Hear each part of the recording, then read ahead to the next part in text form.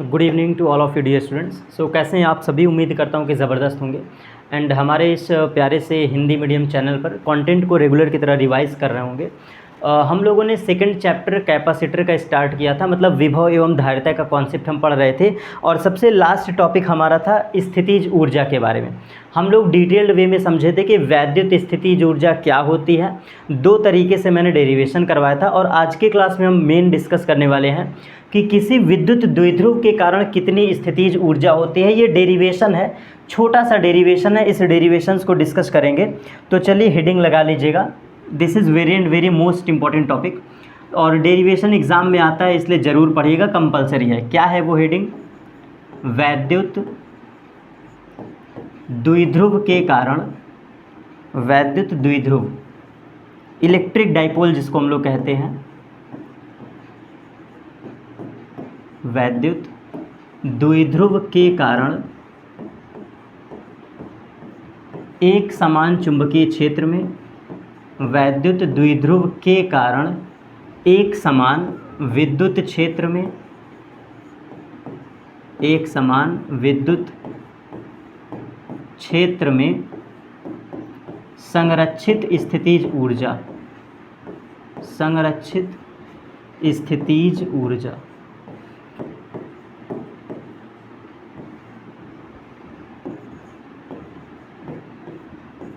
ये हमारा टॉपिक है।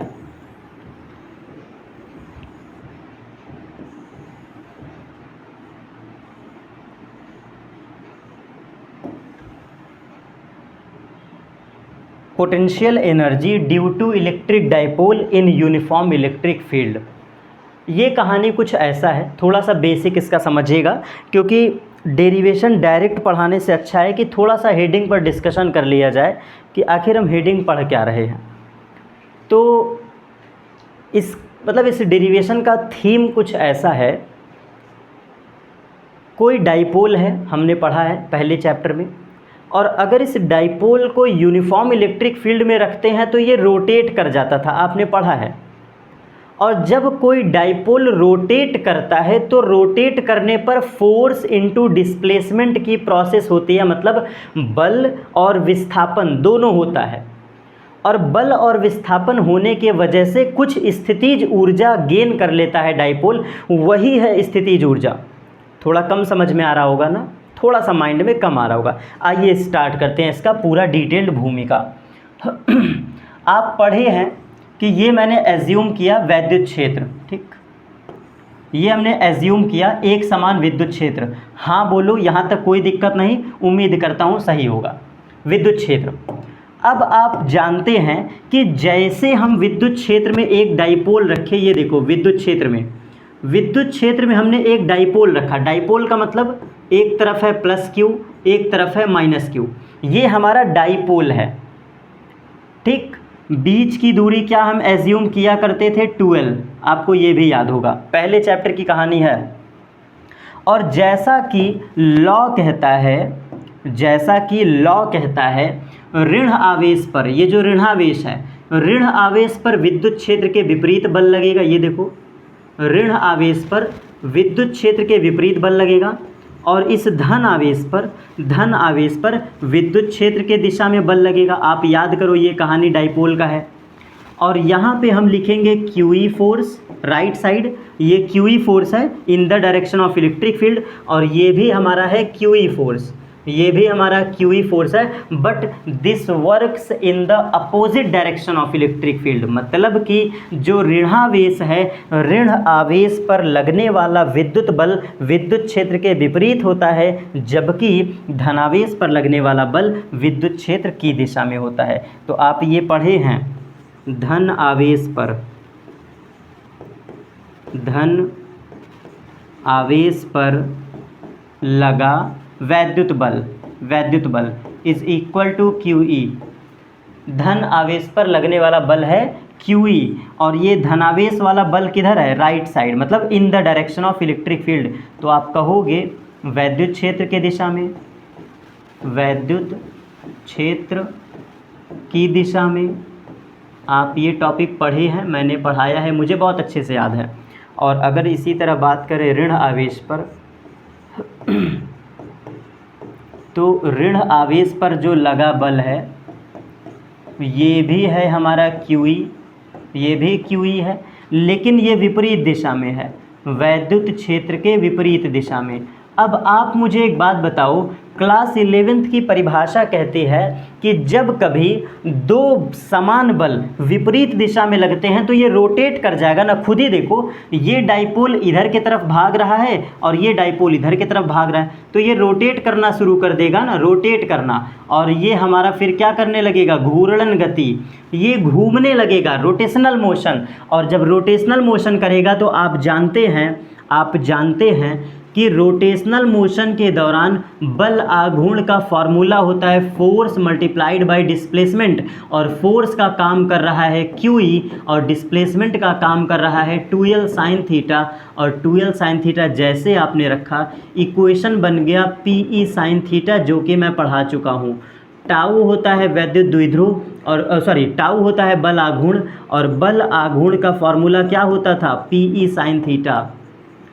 ऐसा बाह्य बल जो किसी वस्तु को घुमाने की प्रवृत्ति रखता है वो कहलाता है बल आघूर्ण। ऐसा बाह्य बल जो किसी वस्तु को घुमा दे या घुमाने की प्रवृत्ति रखे वो कहलाता है बल आघूर्ण। और यहाँ पर डाइपोल घूम रहा है, डाइपोल मतलब विद्युत द्विध्रुव, और जब विद्युत द्विध्रुव घूम रहा है तो खुद देखो, QE पर ऐसे फोर्स और धन पर ऐसे फोर्स, तो ये बॉडी रोटेट करेगी कुछ ऐसे, ये ऐसे रोटेट करेगा। और रोटेट करने दौरान आपने परिभाषा पढ़ा है कि किसी एक बल का परिमाण रख दो, तो ये हमारा QE है, ये एक बल का परिमाण, और दोनों का लंबवत दूरी ये रखोगे। आप पढ़े हैं ना बल आघूर्ण का फॉर्मूला, अब बार बार ये रिपीट करने की ज़रूरत नहीं है, क्लास 11 का ये फॉर्मूला है। बल आघूर्ण बराबर होता है बल गुणे दोनों बलों के बीच लंबवत दूरी, तो ये लंबवत दूरी हमारा 2L sin थीटा हुआ करता था। ये सब मैंने प्रूफ करके दिखाया है।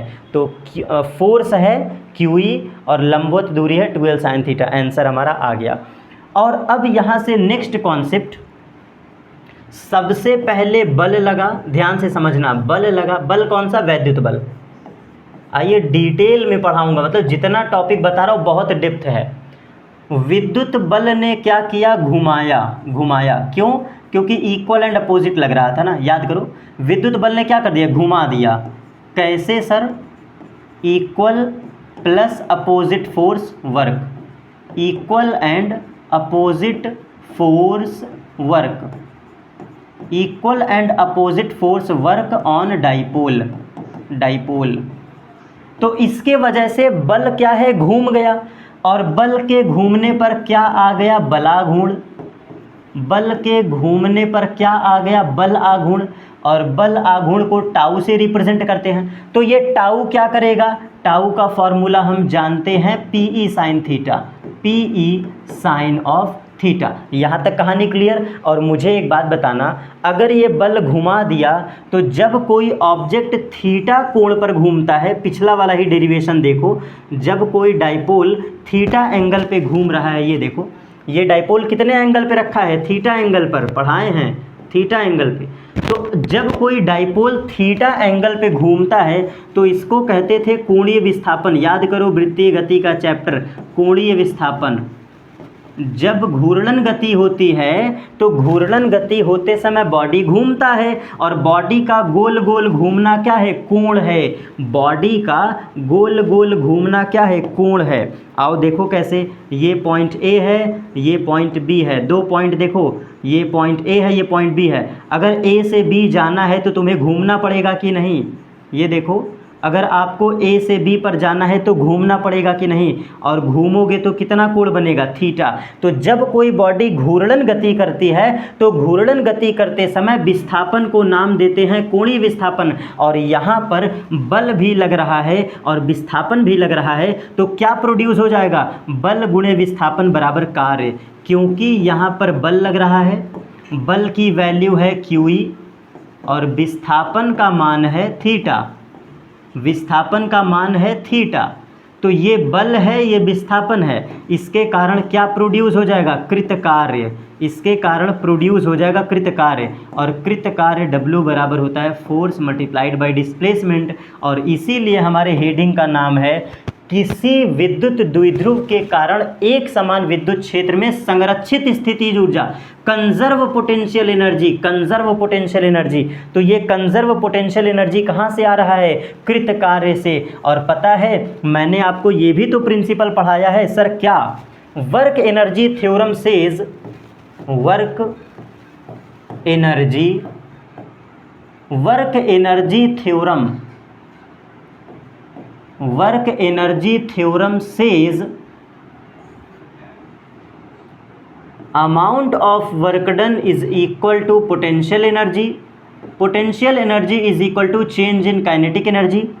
और ये तीनों इक्वेशन आपस में तभी बराबर होंगे, work done is equal to potential, work done is equal to kinetic and also kinetic is equal to potential. ये तीनों कहानी तभी वर्क करते हैं when conservative force works, when conservative force works, when conservative force, when conservative force works, when conservative force works on system, on system. और system हमारा क्या है? द्विध्रुव है। और द्विध्रुव पे बल कौन सा लग रहा है? वैद्युत बल। तो वैद्युत बल कैसा बल होता है? मैं पढ़ा चुका हूँ। विद्युत बल हमारा संरक्षी बल है, कंजर्वेटिव फोर्स, संरक्षी बल। और संरक्षी बल जब कार्य करता है तो संरक्षी बल के उपस्थिति में कृत कार्य ही ऊर्जा होगा। और अब हम डेरिवेशन को समापन की तरफ मूव ऑन कर रहे हैं। तो देखिए कैसे हम निकालेंगे। ये सारे पॉइंट हमारे क्लियर, ये सब कुछ क्लियर। नए स्लाइड पे लिखते चलिएगा, हमें ऊर्जा निकालना है। तो जैसा कि हम जानते हैं tau is equal to d डब्ल्यू बाई डी थीटा से, यहीं से हमारा स्टार्ट होगा डेरिवेशन। टाउ बराबर डी डब्ल्यू अपॉन डी थीटा से, ये हमें लिखना पड़ेगा। से हम जानते हैं, यहाँ से डेरिवेशन स्टार्ट हो रहा है। हम जानते हैं tau is equal to d डब्ल्यू बाई डी थीटा से।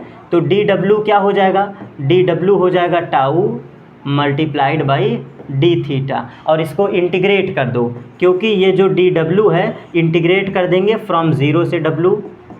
और ये जो टाउ डी थीटा है, tau multiplied by D theta, इसको भी इंटीग्रेट कर दो from theta 1 to theta 2, answer आ जाएगा। अब हम पुट कर देते हैं वैल्यू, यहाँ पे पुट कर देते हैं। चूँकि हम जानते हैं टाउ बराबर P E sine theta, tau बराबर पी ई साइन थीटा, ये हम जानते हैं टाउ बराबर पी ई साइन थीटा। ऊपर पुट कर दो इंटीग्रेशन का सिंबल, ये रहा पी ई, ये रहा साइन थीटा, और बगल में आ गया डी थीटा। कहाँ से कहाँ? थीटा 1 से थीटा 2 इंटीग्रेशन। और ये डी डब्ल्यू का वर्क डन जो हमें इंटीग्रेट करना है, डी डब्ल्यू का कहाँ से कहाँ? 0 से डब्ल्यू। तो अब जैसा कि जानते हैं पी ई कॉन्स्टेंट है, ये पी ई क्या है? कॉन्स्टेंट, बाहर आ जाएगा। आइए यहाँ लिख देते हैं, P इंटू ई बाहर आ गया। ठीक, समाकलन होगा किसका? साइन थीटा डी थीटा का। एक्चुअल में समाकलन किसका होगा?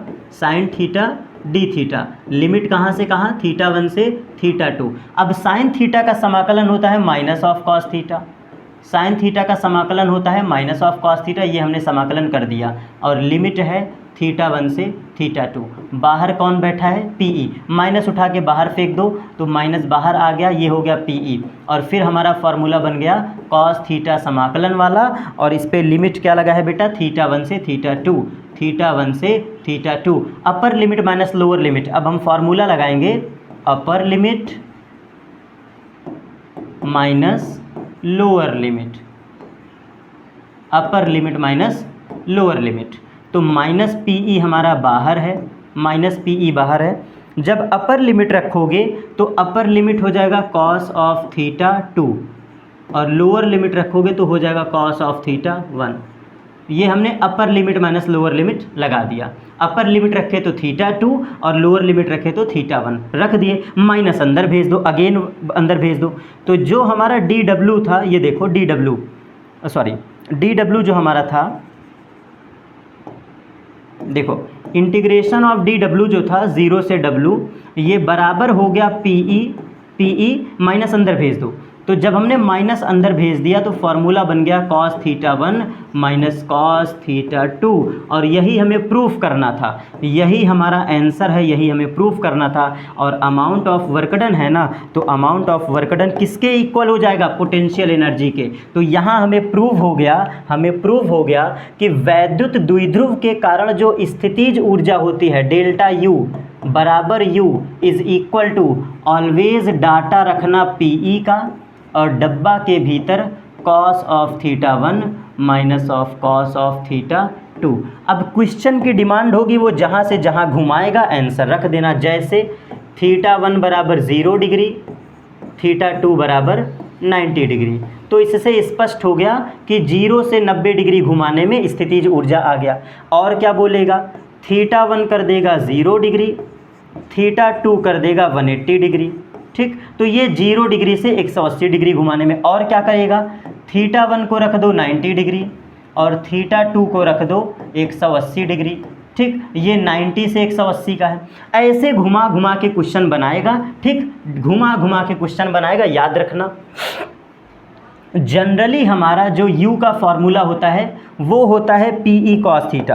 अगर आपसे थीटा का वेरिएशन ना दे करके डायरेक्ट पूछे तो आप डायरेक्ट थीटा के लिए, मतलब फॉर थीटा एंगल, यहाँ लिख दे रहा हूँ नोट करके, note for specially theta angle, for